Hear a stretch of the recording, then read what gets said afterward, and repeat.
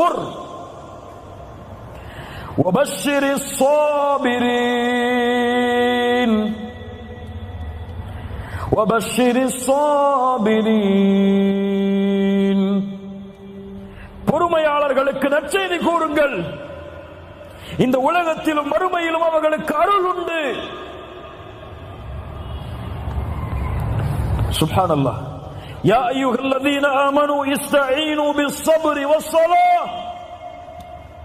பொறுமையை கொண்டும் தொழுகையை கொண்டும் உதவி தேடுங்கள்.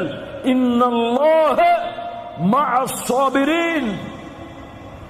அந்த பொறுமையாளர்களோடு தான் அல்லாஹ் இருக்கிறான். அல்லாஹ் உங்களோடு இருந்தால், உங்களிடத்தில் பொறுமை இருந்தால் அல்லாஹ் அதை நீக்க மாட்டானா? அந்த கஷ்டத்தை நீக்குவதற்கு இருக்க தேவையான ரப்பே உங்களோடு இருந்தால் அந்த கஷ்டம் எங்கே போகும்? சுப்ஹானல்லாஹ்.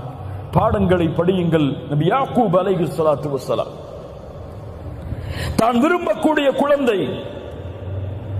நபி யூசுப், சகோதரர்கள் திட்டம் தீட்டுகிறார்கள் என்று கூறினான். கனவை வெளிப்படுத்தாத யூசுஃபே என்று சொன்னார்கள்.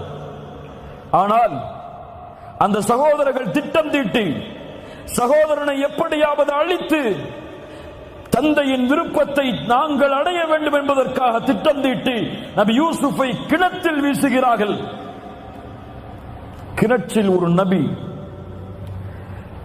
அந்த வழியாக வந்த வியாபார கூட்டம் மிஸ்ருக்கு சென்று அங்கே சந்தையில் நபி யூசுஃபை விலை பேசுகிறார்கள். ஒரு அடிமையாக, ஒரு அடிமைத்தனத்தில் ஒரு நபி எஜமானருடைய வீட்டிற்கு சென்றால் அங்கே எஜமானருடைய மனைவியின் மூலமாக மிகப்பெரிய சோதனை, அதன் மூலமாக சிறைச்சாலையில் ஒரு நபி,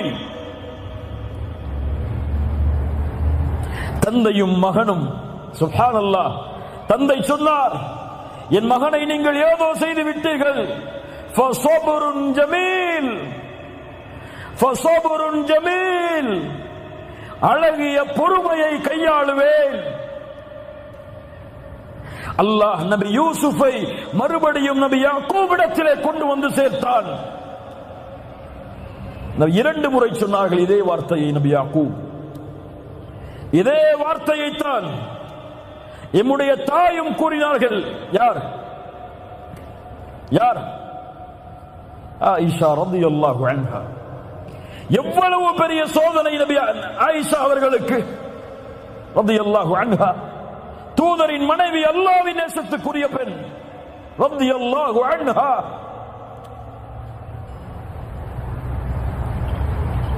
இந்த உலகத்தில் அருவருக்கத்தக்க ஒரு பாவத்தோடு ஒரு நபியின் மனைவி இணைக்கப்படுகிறார்கள். ஒரு சித்தீக்கின் மகள். தூதர் அல்லாஹ்வுடைய வசனத்தை எதிர்பார்த்திருக்கிறார்கள். சஹாபாக்களில் சிலர் அந்த தவறை பற்றி பேச ஆரம்பிக்கிறார்கள் மக்களிடத்தில். அல்லாஹ் அவர்களுடைய பாவங்களை மன்னிக்கட்டும். அல்லாஹ்வுடைய தூதரும் சஹாபாக்களும் என்ன செய்வதென்று திளைத்து நிற்கிறார்கள். ஆயிஷா அவர்களுக்கு அந்த செய்தி போய் சேருகிறது. கவலையில் அழுது அழுது அழுது ஆயிஷா அவர்களுடைய உள்ளம் நெருக்கடியால் சூழ்கிறது. பல நாட்களுக்கு பிறகு ஆயிஷா அவர்களை அல்லாஹ்வுடைய தூதர் சந்திக்க செல்கிறார்கள். அதுவரை சலாமை தவிர வேறு பேச்சு கிடையாது. தன் கணவர் தன்னோடு பேச மறுக்கிறார். மூமின்களிடத்திலும் தன்னை பற்றிய தவறான செய்திகள் பரப்பப்படுகிறது. எவ்வளவு பெரிய நெருக்கடி ஆயிஷாவுக்கு ரலியல்லாஹு அன்ஹா. அல்லாஹ்வுடைய தூதர் சொல்லுகிறார்கள், ஆயிஷா, அபூபக்கர் அவர்களுடைய தாயாரும் அருகில் இருக்கிறார், அவருடைய மனைவியும் அருகில் இருக்கிறார்கள். ஆயிஷா அவர்களுடைய தாயாரும் இருக்கிறார்கள், தந்தையும் தாயும். அல்லாஹ்வுடைய தூதர் சொல்கிறார்கள், ஆயிஷா, இப்படி கேள்விப்பட்டேன். நீங்கள் செய்திருந்தால் மன்னிப்பை தேடுங்கள். அல்லாஹ் பாவத்தை உணர்ந்து மன்னிப்பை தேடுபவர்களை மன்னிப்பான். செய்யவில்லை என்றால் அல்லாஹ் உங்களை பரிசுத்தப்படுத்துவான். நீங்கள் என்ன சொல்லுகிறீர்கள்? அபூபக்கரை பார்த்து சொன்னார்கள், ஆயிஷா ரலியல்லாஹு அன்ஹா, அல்லாஹ்வுடைய தூதருடைய நண்பரே, உங்களுடைய தூதருக்கு பதில் சொல்லுங்கள். அபூபக்கர் சொன்னார்கள், என்ன சொல்லுவது?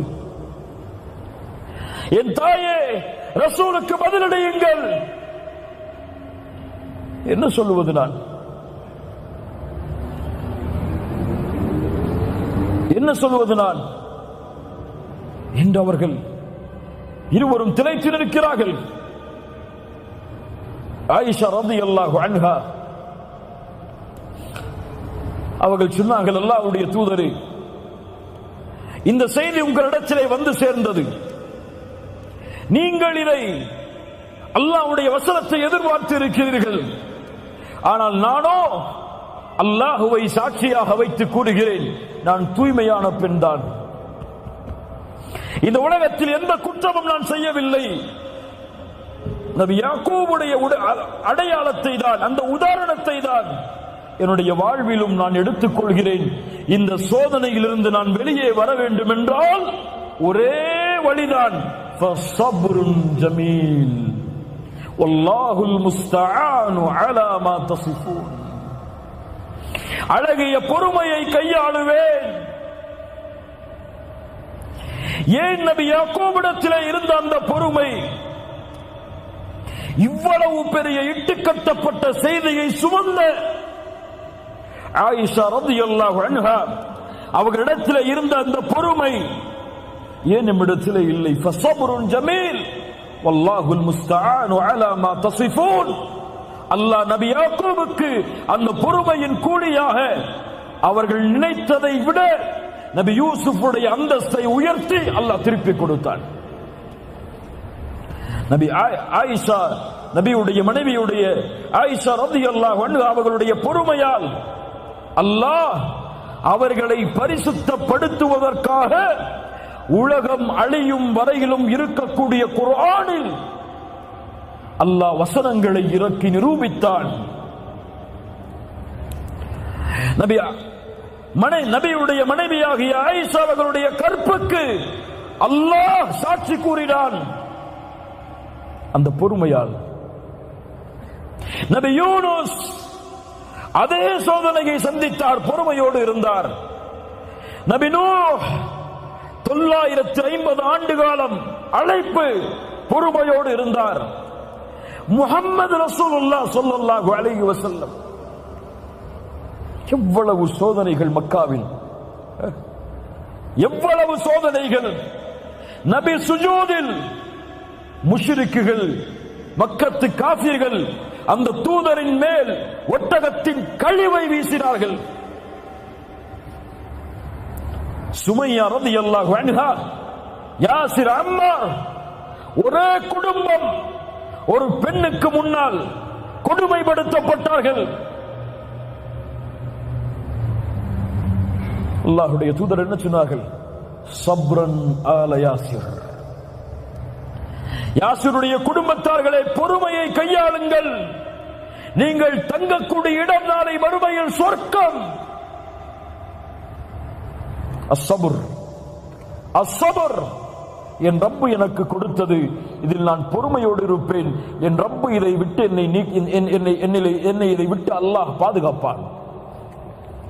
என் ரப்பு எனக்கு வழிகாட்டுவான். அதுவரை பொறுமையை கையாளுவேன், பொறுமையோடு இருப்பேன். என்ன சோதனை வந்தாலும், சிரமம் வந்தாலும் சபர்.